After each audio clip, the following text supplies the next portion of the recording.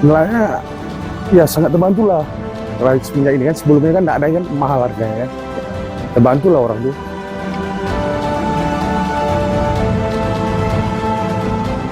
Concong yang memang perjalanan 12 jam ke sana untuk perjalanan moda tongkang.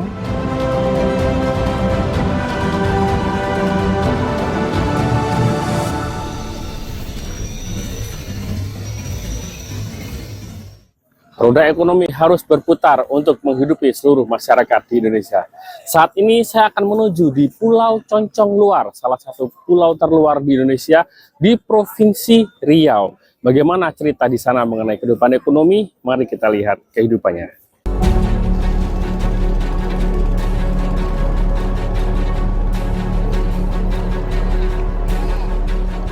Kami menuju Concong Luar, desa di tepian selat yang menjadi rumah bagi suku laut atau suku Duano, penjaga gelombang, pewaris air asin dan langit biru.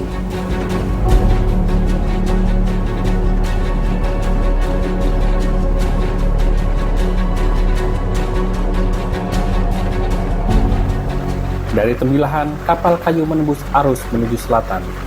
2 jam di atas gelombang dan langit tiba-tiba murung.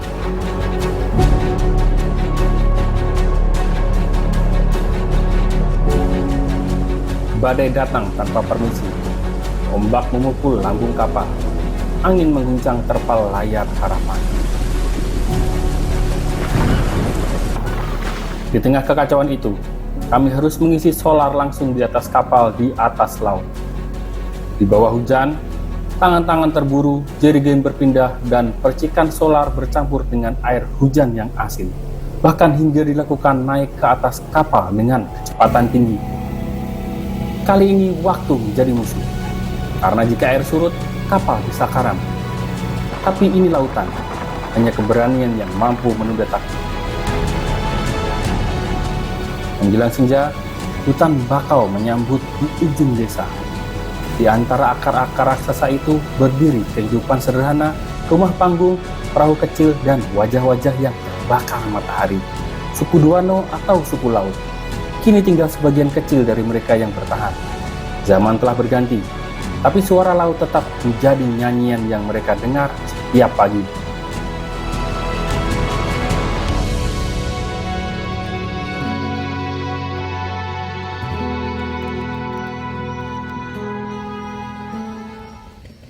Di tengah rimbunya bakau, kami menemukan sebuah stasiun solar terapung. Sebuah keajaiban kecil di tengah sunyi. Bangunannya sederhana, lantainya bahkan licin berselimut lumut, yang kadang nyaris tenggelam jika pasang. Namun tempat itu adalah nadi kehidupan bagi para nelayan di ujung negeri. Di sanalah kami bertemu Arvana, penjaga energi yang sudah 8 tahun mengabdi di SPBN Concong Luar. Tetapi tak semua nelayan bisa membeli semaunya. Harus ada surat rekomendasi, ada batas takaran, agar solar bisa adil bagi semua. Semuanya tercatat dengan nomor identitas KTP dalam gawai yang dipegang Arvana. Sekitar 200 nelayan sudah terdaftar di Concong Luar. Selain membantu nelayan-nelayan di sini kan, sebelumnya kan tidak ada SPDN di sini kan. Inilah bantu-bantu orang di sini. Udah hampir 8 tahun bang, dari 2017. Nelayannya ya sangat terbantu lah. Kalau semenjak ini kan, sebelumnya kan tidak ada kan mahal harganya kan. Ya, terbantu lah orang tuh. Tapi bagi Arvana, tantangan terbesar bukanlah kesunyian, melainkan badai. Dan babi hutan yang kadang datang dari hutan bakau membawa ancaman di malam hari.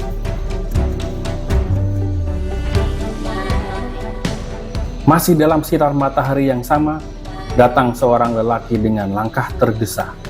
Namanya Rifai, nelayan dari suku laut. Ia membawa jerigen kosong, wajahnya lelah tapi penuh harap. Nelayan bukanlah impian utamanya dalam mencari rezeki. Namun, kemampuan itulah yang ia dapat dari warisan serta lingkungan yang memang jauh dari peradaban maju, di mana kesempatan kerja tak banyak merayunya untuk mengubah arah hidupnya di kehidupan yang lalu. Namun, selisih solar satu harga adalah kesempatan baik baginya. Nafas baru penghidupan untuk memberi arah yang lebih baik bagi keluarganya. Sebelumnya, bahkan ia kerap datang dengan tangan kosong, sebab selisih dari harga solar eceran tak menutupi lelahnya ia menebar jala. Gimana ya? Mau tak mau, terpaksa. Karena ya di sini kami kan nelayan, bahan pokok utama pasti minyak. Kalau tidak ada minyak kami mau apa? Tak bisa kemana-mana kami. Merasalah terbantu kami, ya jelas-jelas untuk belanja anak istri itu lepas, dibantu dengan 20 liter dibanding kemarin.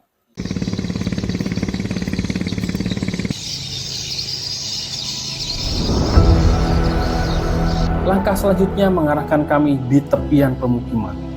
Di luar dugaan kami bertemu Pak Yusuf, lelaki tua dari suku Duano yang disebut tetua.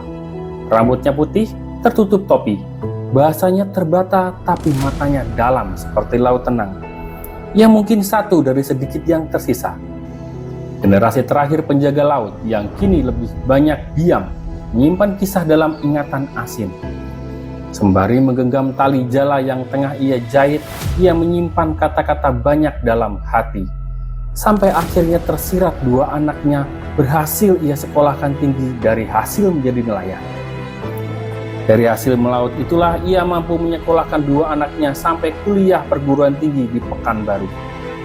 Entah ia kecewa atau tidak atas terputusnya tradisi suku laut kepada anaknya, namun ia lebih memilih anaknya mendapatkan kesempatan yang lebih besar di kota. Tradisi bukan cuma soal melaut, sempat ia terbesit, tapi soal tidak lupa dari mana kita berasal.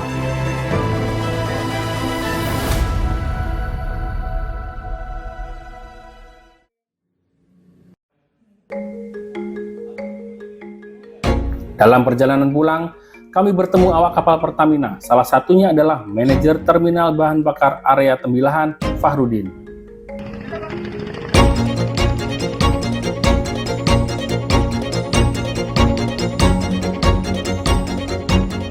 Merekalah penjaga energi di garis depan menempuh 12 jam perjalanan setiap hari untuk memastikan pasokan solar sampai ke pulau-pulau terluar.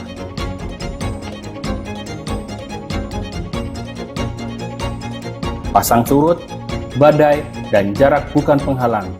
Karena di setiap tetes solar itu tersimpan nyawa kehidupan ribuan nelayan. Pola pendistribusinya tadi saya sampaikan Bu, kita yang di Tembilahan ini, Tembilahan lama, menggunakan moda tongkang, yaitu kita ada 13 lembaga penyalur, salah satunya tadi Concong, yang memang perjalanan 12 jam ke sana untuk perjalanan moda tongkang. Dan untuk mobil tangki yang ada di terminal kerjasama di Indragiri Hilir itu khusus moda mobil tangki Bu.